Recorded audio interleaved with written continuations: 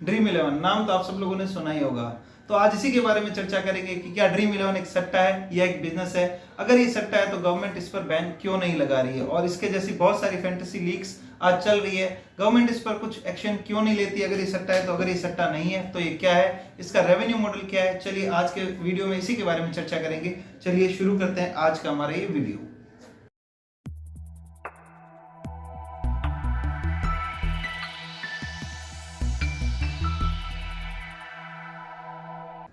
Dream eleven basically शुरुआत कैसे हुई, सबसे पहले ये जानते हैं। हर्ष जैन जो कि कोलंबिया बिजनेस स्कूल से पढ़कर इंडिया में आए, वो बेसिकली फैंटेसी लीग्स में गेम खेला करते थे, बट उन्होंने इंडिया में आकर देखा कि इंडिया में कोई ऐसा गेमिंग प्लेटफॉर्म नहीं है जो कि अलग अलग गेम्स के लिए अवेलेबल हो और फैंटेसी लीग्स खिलवाता हो। तो उन्होंने सोचा कि क्यों ना कुछ ऐसा करूं। तो उन्होंने अपने दोस्त भवित सेठ को अप्रोच किया, जो कि खुद हार्वर्ड से पढ़कर इंडिया में आए थे। उन्होंने अपना आइडिया शेयर किया, दोनों ने मिलकर इसकी शुरुआत करी। 2009 में इसकी शुरुआत हो चुकी थी, बट 2009 से 2012 तक इसको कुछ खास रिस्पांस नहीं मिला।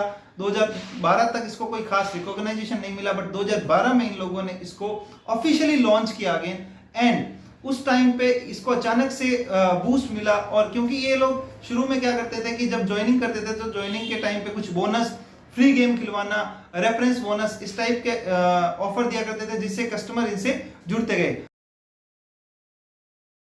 वहीं बात करें 2014 आते आते इनको 1 मिलियन एक्टिव यूजर मिल चुके थे, और वही 2016 के अंदर इनके यूजर जो है जस्ट डबल हो चुके थे, 2 मिलियन यूजर इनके हो चुके थे। और 2018 की अगर हम बात करें तो इनके 45 मिलियन एक्टिव यूजर्स थे। इस कंपनी का 2020 के अंदर 181 करोड़ का प्रॉफिट था। वहीं अगर हम बात करें तो ये फर्स्ट यूनिकॉर्न गेमिंग कंपनी थी इंडिया की। 2020 के अंदर कंपनी ने 222 करोड़ रुपए खर्च करके आईपीएल का टाइटल स्पॉन्सरशिप भी हासिल किया। आप लोगों ने देखा होगा कि 2020 का आईपीएल जो था वो ड्रीम इलेवन आईपीएल हुआ करता था, जैसे आज टाटा आईपीएल के नाम से आईपीएल खेला जा रहा है। कंपनी का इसको फायदा कुछ ऐसा हुआ कि कंपनी को 2020 में 181 करोड़ का प्रॉफिट हुआ। वहीं कंपनी का लॉस था 2019 के अंदर 87 करोड़ का, जो कि 2020 के अंदर प्रॉफिट में कन्वर्ट हो गया। तो कंपनी का बेसिकली मॉडल क्या है, मॉडल को समझते हैं, कंपनी कैसे काम करती है इसको समझते हैं। कंपनी रेवेन्यू बेसिकली कैसे जनरेट करती है, कंपनी क्या करती है, गेम खिलवाती है। गेम कैसे, क्रिकेट के अलावा भी कंपनी बहुत सारे गेम्स है जो खिलवाती है, जैसे football, volleyball, kabaddi, even handball तक के गेम इसके अंदर है। इसके अंदर आप लोग पैसा लगा सकते हैं और गेम खेल सकते हैं। 19 रुपए से शुरुआत करके आप भी इसमें गेम खेल सकते हैं। तो बेसिकली कंपनी कमाती कैसे है, मान लीजिए कि कंपनी एक लीग खिलवा रही है जिसके अंदर 50,000 यूजर होंगे, 50,000 प्लेयर्स होंगे, 50,000 बेसिकली पार्टिसिपेंट्स होंगे, और उसकी एंट्री फीस है 50 रुपए। तो कंपनी को कलेक्ट हुआ टोटल 25 लाख रुपए, और 25 लाख में अब कंपनी उसका प्राइस पूल रख देती है 20 लाख रुपए। तो 5 लाख रुपए जो है वो कंपनी का रेवेन्यू बन जाता है। ये कंपनी मोटा मोटी अगर हम बात करें कंटेस्ट पर 15 से 25% वेरी करता है, 15 से 25% अपना रेवेन्यू रखती है। बाकी जो जाता है वो जाता है विनर्स के खाते में। अब विनर्स के खाते में जाता है, कुछ लोग लूज करते हैं, कुछ लोग जीतते हैं, बट कंपनी का रेवेन्यू हर केस में बढ़ता जाएगा। कंपनी 15 से 25% का रेवेन्यू जो है वो रखती है, केस टू केस डिफर करता है। अब हम बात करते हैं ये कंपनी एक्चुअल में क्या सट्टा खिलवाती है। अगर सट्टा खिलवाती है तो गवर्नमेंट इस पर एक्शन क्यों नहीं लेती है। ड्रीम इलेवन बेसिकली सट्टा खिलवाती है या एक कोई गेम ऐप है जो एक्चुअल में इलीगल नहीं है। इसको लेकर जब ये कंपनी लॉन्च हुई तो बहुत सारे लोग जब इसके पक्ष में थे तो कुछ लोग इसके विपक्ष में भी थे। तो बहुत सारे लोगों ने इसका विरोध किया, विरोध करके केस भी हुए, एफआईआर हुई। एफआईआर होने के बाद में केस जो है वो कोर्ट में भी गया। कोर्ट में ड्रीम इलेवन ने देखिए क्या अपनी दलील दी कि भैया ये सट्टा नहीं है। कैसे सट्टा नहीं है, इन्होंने कहा आप जब प्लेयर चूज करते हैं, जब भी कोई कंटेस्टेंट आता है वो प्लेयर चूज करता है, उसको क्या करना पड़ता है, प्लेयर की रिपोर्ट, पिच की रिपोर्ट, गेम की रिपोर्ट, मैच की रिपोर्ट, सारी रिपोर्ट्स के बाद में वो अपना प्लेयर चूज करता है, ये प्लेयर चलेगा या नहीं चलेगा।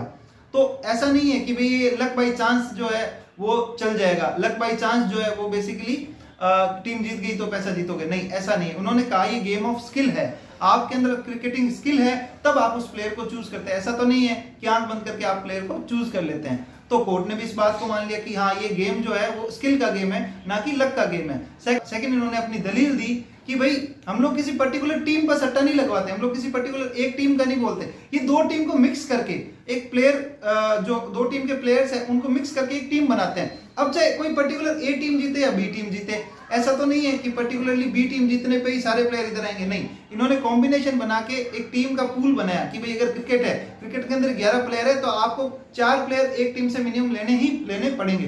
तो इसका कोई पर्टिकुलरली किसी टीम से डायरेक्ट कनेक्शन नहीं है, और ये चीज कोर्ट ने भी माना, और इसको जो डिसीजन आया वो डिसीजन ड्रीम 11 के फेवर में आया। ये चीज हाई कोर्ट से सुप्रीम कोर्ट में चैलेंज की गई, सुप्रीम कोर्ट ने भी माना कि हाई कोर्ट का जो जजमेंट था वो सही है और ये गेम ऑफ स्किल है ना कि गेम ऑफ लक, तो ये बेसिकली सट्टा नहीं है। तो जब ये डिसीजन आया तो इसके पीछे आप सबको पता है आज बहुत सारी फैंटेसी लीग्स, फैंटेसी क्रिकेट खिलवाने वाली या फैंटेसी गेमिंग एप्स आज हमारे बीच में है। तो ये डिसीजन आया, उसके बाद में क्या हुआ कि भाई बहुत सारी एप्स थी उन्होंने शुरू कर दिया ये, और इसके बाद में एक कंपनी और, उसका नाम मैं नहीं लूंगा, एक कंपनी और आई इसी सेम बिजनेस मॉडल पर, वो भी आज यूनिकॉर्न बन चुकी है। तो बेसिकली इस मॉडल पर अगर मैं कहूं तो आज दो कंपनियां ऐसी है जो यूनिकॉर्न बन चुकी है।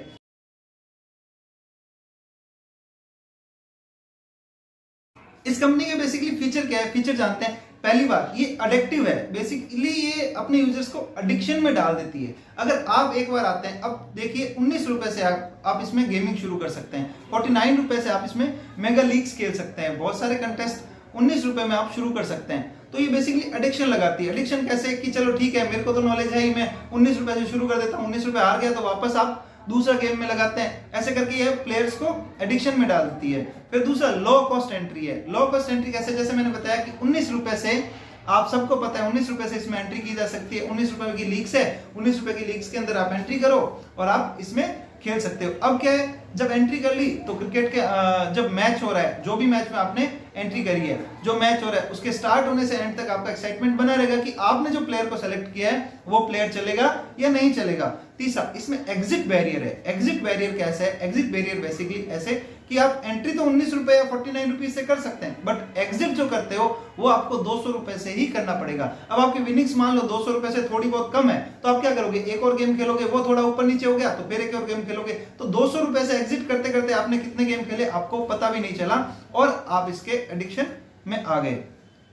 लार्ज और रिपीटेटिव ऑडियंस बेसिकली इसकी है। लार्ज ऑडियंस, जैसे मैंने आपको बताया कि भाई ड्रीम 11 के अंदर कैसे इसके सब्सक्राइबर धीरे धीरे बढ़ते गए, ये सारे रिपीट होते हैं कहीं ना कहीं, ये ड्रीम 11 के साथ में बेसिकली कहीं ना कहीं जुड़ चुके हैं। अब इसके बाद में ड्रीम 11 के बाद में बहुत सारी कंपनियां आ चुकी है इस बिजनेस में, बट ड्रीम 11 ने एक बेंचमार्क सेट कर दिया है, वो बेंचमार्क को कोई भी कंपनी मीट नहीं कर पाई है, और कहीं ना कहीं ड्रीम 11 इस जो फील्ड की कह सकते हो कि आप चैंपियन बनी हुई है।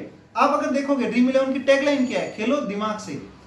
वो कैसे कि जब केस हुआ कंपनी के ऊपर तो कंपनी ने अपनी छवि जो सुधारने के लिए, कंपनी की छवि बन चुकी थी भी ये सट्टे वाली कंपनी है, सट्टा खिलवाती है, तो इन्होंने क्या करा, बड़े बड़े ब्रांड एम्बेसडर रखे, धोनी को रखा, क्रिकेट में विश्वास का नाम धोनी हम सब जानते हैं, तो इन्होंने धोनी को रखा ब्रांड एम्बेसडर के तौर पर, और उसकी टैगलाइन क्या रखी, खेलो दिमाग से, यानी भैया ये लक का गेम नहीं है, ये दिमाग का गेम है। तो इसलिए अब इससे क्या हुआ, दो फायदे हुए, एक तो इसका एडवर्टाइजमेंट हुआ, दूसरा कंपनी की जो सट्टे वाली इमेज थी वो भी साफ हो गई, और आज ये कंपनी बहुत बड़े लेवल पर अर्न कर रही है, इवन प्रॉफिटेबल यूनिकॉर्न है। तो आप लोग भी क्या ड्रीम 11 पर प्ले करते हैं, और क्या आपके विचार हैं इस कंपनी के बारे में, आप कमेंट में लिख सकते हैं। Thank you so much for watching this video, thank you. आगे ही हम लोग ऐसे केस स्टडीज लाते रहेंगे, सो सब्सक्राइब कर लीजिएगा। Thanks a lot.